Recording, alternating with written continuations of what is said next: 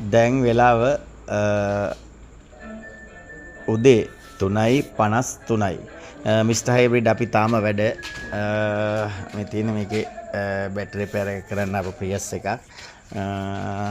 මේකත් තාම කරගෙන යනවා වැඩේ. මේ තාම ගලවලා නැහැ. ඔගේ ගලවගෙන යන්නේ මේ ඇක්වා එක. මේකෙත් බැටරි රිපෙයාර් එකකට ඇවිල්ලා තියෙන්නේ. ඊට අමතරව අපි කරනවා Honda Vezel එකක්. මේක ඇත්තටම ඩුවල් ක්ලච් රිපෙයාර් එකට ආවේ.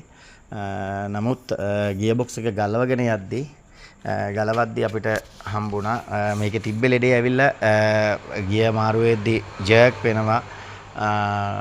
දැනෙනවා ඇතුළට ගියර් එක මාරු වෙනවා සහ රේස් වෙනවා. ට්‍රාන්ස්මිෂන් ඕවර්හීට් කියලා වෙනම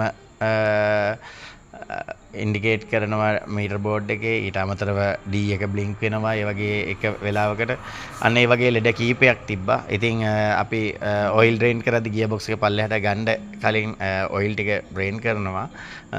ඉතින් ක්ලච් එකේ රිපෙයාර් එකට තමයි අපි ගලවන්න හැදුවේ. ඊට පස්සේ ඔයිල් ඩ්‍රේන් කරද්දී ඇත්තටම ගියර් බොක්ස් එකේ ඔයිල් තිබුණේ නැහැ. ඔයිල් බිංදු 2-3ක් ආවා පල්ලෙහාට. ඒ ආපු ඔයිල් එක යකඩ කුඩුත් තිබ්බා. ෆිල්ටර් එකේ සම්පූර්ණම යකඩ කුඩු වැහිලා තිබ්බේ.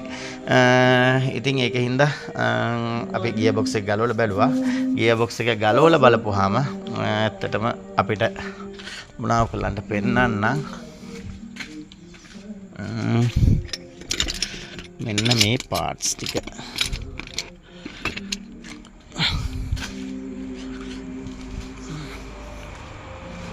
මෙන්න මේ පාර්ට්ස් ටික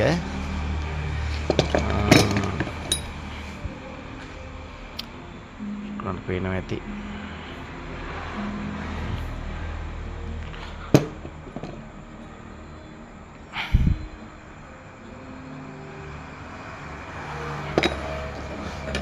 බ්‍රස් කෝන් එක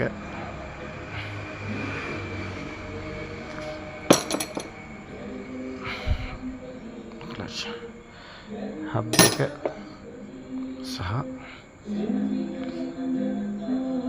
සින්ක්‍රොනයිස් යුනිට් එක මේ ටික සහ පෝක් එක මේ ටික අලුතෙන් රීප්ලේස් කරන්න ඕනේ.